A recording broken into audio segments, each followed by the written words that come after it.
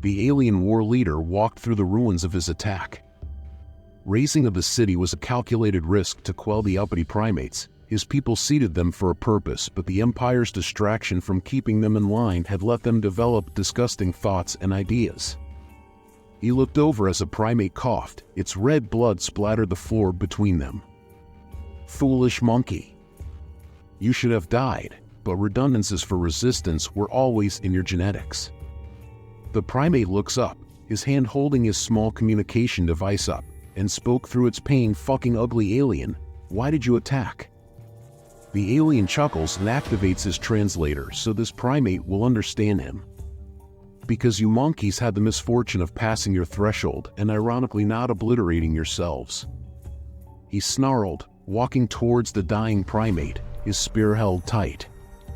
We seeded your miserable kind on this world, but we had other things to handle when your threshold for upliftment and enslavement came and went. Now we will either subjugate you by force or eliminate you as a failed seeding. So, we are crops. Beasts for you to use and discard as wanted? Why not talk and speak with us, offer us a chance for the stars as friends? The primate says through bloody teeth, its strength and resilience failing slowly. The alien chuckles, friends? Do you think we would let you think yourself equal? Do you think the Empire believes in your miserable notions of egalitarianism and democracy? He readied his spear, but stopped, angry at the hateful glare of this dying primate. You think yourselves able to defeat me?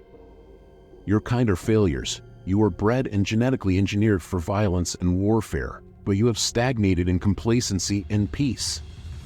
Look at your world and tell me you think your world peace and equality is a path to advancement and power? The primate coughs and wheezes as it chuckles in pain, its body at its last legs.